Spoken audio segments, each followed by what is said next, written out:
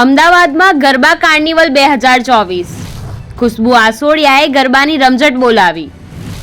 ગરબા રમવા ખેલૈયાઓની ભારે ભીડ પણ ઉમટી.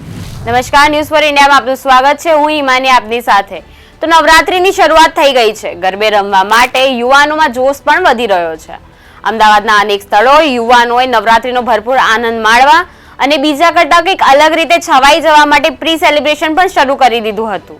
તો અમદાવાદમાં ખેલૈયાઓએ પ્રી નવરાત્રી સેલિબ્રેશનનો ભરપૂર ફાયદો ઉઠાવ્યો. 2 ઓક્ટોબરે RM પાર્ટી પ્લોટ ખાતે પ્રી નવરાત્રી સેલિબ્રેશનની ઉજવણી કરવામાં આવી. પ્રી નવરાત્રી સેલિબ્રેશનના ભાગરૂપે ગરબા કાર્નિવલનું આયોજન કરવામાં આવ્યું હતું. દ્વારકેશ, સિદ્ધિ વિનાયક અને MJના ઉપક્રમે યોજાયેલા આ કાર્નિવલમાં સિંગર ખુશ્બુ આસોડિયાએ ગરબાની રમઝટ બોલાવી હતી. ત્યારે ખેલૈયાઓએ આનંદથી ગરબા રમ્યા હતા. ગરબાનું નામ સાંભળતા જ દરેક ગુજરાતીના અને અમદાવાદીઓના પગ થનગનવા લાગે છે. તો નવરાત્રી શરૂ થઈ ગઈ છે ત્યારે અમદાવાદમાં 2 ઓક્ટોબરે પ્રી નવરાત્રી સેલિબ્રેશનના ભાગરૂપે ગરબા કાર્નિવલનું આયોજન કરવામાં આવ્યું હતું. સિદ્ધિ વિનાયક, MJ ઇવેન્ટ્સ અને દ્વારકેશ ઇવેન્ટ દ્વારા અમદાવાદમાં ગરબા કાર્નિવલનું આયોજન કરવામાં આવ્યું હતું. અમદાવાદના RM પટેલ ફાર્મ ખાતે સિંગર ખુશ્બુ આસોડિયાએ ગરબાની રમઝટ પણ બોલાવી હતી અને હજારો અમદાવાદીઓએ ગરબાની મજા માણી હતી. સિંગર ખુશ્બુ આસોડિયાના સૂર પર ખેલૈયાઓએ પ્રી નવરાત્રીમાં ધૂમ પણ મચાવી હતી. આ વર્ષની નવરાત્રી અને પોતાના ઉત્સાહ વિશે ખુશ્બુ આસોડિયાએ ન્યૂઝ ફોર ઇન્ડિયા સાથે વાતચીત પણ કરી હતી અને કહ્યું હતું કે અમદાવાદીઓએ મને ઘણો પ્રેમ આપ્યો છે. હજારો અમદાવાદીઓ જોડાયા તેનો મને ખૂબ જ આનંદ છે અને નવરાત્રીની ઉજવણી દરેક ગુજરાતી અને દરેક અમદાવાદી ધામધૂમથી કરે તેવી હું માતાજીને પ્રાર્થના કરું છું. નમસ્કાર મિત્રો, જય માતાજી, જય અંબે. હું છું ખુશ્બુ આસોડિયા અને આજે હું આવી છું પ્રી નવરાત્રિમાં ગરબા કાર્નિવલ 2024 અને દ્વારકેશ ઇવેન્ટ દ્વારા સુંદર મજાનું પ્રી નવરાત્રિનું અહીંયા આયોજન કર્યું છે.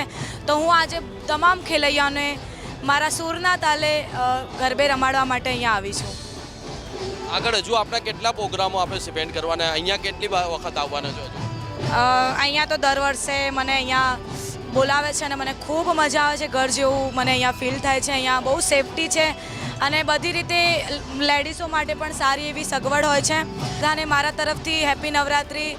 તમારી નવરાત્રિ ખૂબ સારી જાય. ખેલૈયાઓને પણ વિનંતી છે કે મન મૂકીને ઝૂમજો, તમારું ધ્યાન રાખજો અને સાથે સાથે મહિલાઓને પણ વિનંતી છે કે તમે પણ તમારું ધ્યાન રાખજો અને ઇવેન્ટ્સ ઓર્ગેનાઇઝરને પણ વિનંતી કરીશું કે થોડી ઘણી સેફટી અને મહિલાઓને પણ થોડી ઘણી સેફટી આપે એવી એમને વિનંતી છે.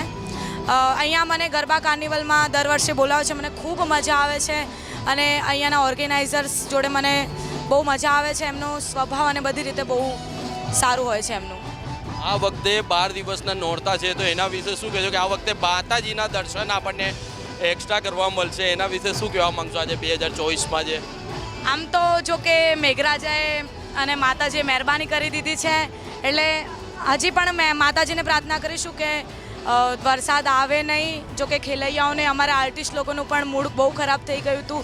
ઓર્ગેનાઇઝર્સ લોકોનું પણ મૂડ ખરાબ થઈ ગયું હતું કે નવરાત્રિમાં વરસાદ પડશે, પણ આપણે માતાજીને પ્રાર્થના કરીશું કે નવરાત્રિમાં વરસાદ પડે નહીં. આ વખતે બધાને 12 દિવસ રમવાની છૂટી મળી છે એટલે ખેલૈયાઓને પણ મજા પડી ગઈ ને અમને પણ મજા પડી ગઈ. ખેલૈયા અને માતાજીના ભક્ત પણ અહીંયા જોડાય છે, એમની સાથે પણ અમે વાતચીત કરીશું. નવરાત્રિ વિશે શું કહેવા માંગે છે? આજે જે નવરાત્રિના 9 દિવસો છે, પણ અત્યારે હાલમાં તો 12 દિવસ તમને મળી રહ્યા છે માતાજીની કૃપાથી અને મેઘરાજાની પણ કૃપા થઈ ગઈ છે સાથ સાથે. અને જે મેઘરાજાએ જે પ્રારંભ લીધો છે એના વિશે અત્યારે શું કહેવા માંગો?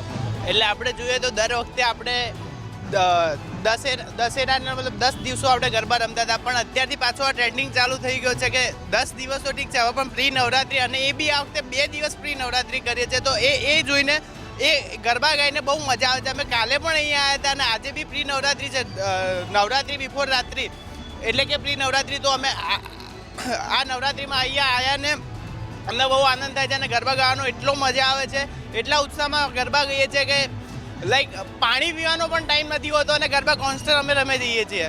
તો અમને ગરબા રમવાને અને એટલો આનંદ થાય છે. અને ગરબા રમ્યા પછી મતલબ પાછું ગરબા રમ્યા પછી પણ ક્યાંય અમારે જવું હોય તો અમે લોકો 2 વાગ્યા સુધી અને ઘરે જઈને સવારે પાછા જોબ પર જતા રહીને રાત્રે ટાઈમ પર અમે લોકો આવી જતા હોઈએ છીએ. તો ગરબા રમવાથી બહુ મજા આવે છે અમને.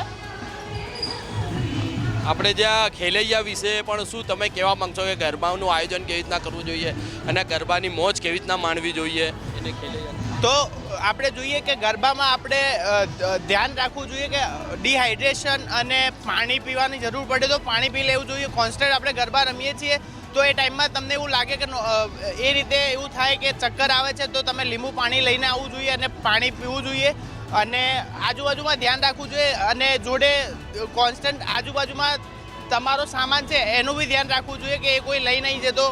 તો આ વસ્તુ આપણે ધ્યાન રાખી શકીએ. મારું નામ છે કૃષ્ણા પ્રજાપતિ. હું ન્યુરાણીપમાં રહું છું અને આ નવરાત્રિ જે છે એકદમ આનંદ ઉત્સવનો તહેવાર છે ગુજરાતીઓ માટે, તો તમને બધાને ખબર જ હશે. અને આ વખતે જે 12 નોરતા છે તો 12 દિવસ અમને ઉજવણી કરવાનો અવસર મળશે, તો અમે ખૂબ જ ઉત્સાહિત છીએ.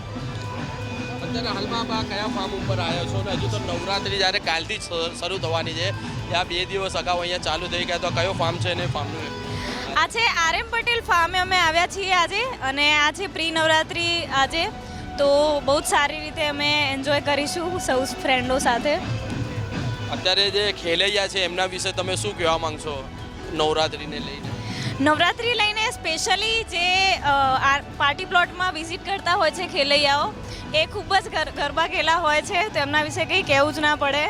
બસ જે દર્શકો હોય એમને જોઈને આનંદ મળે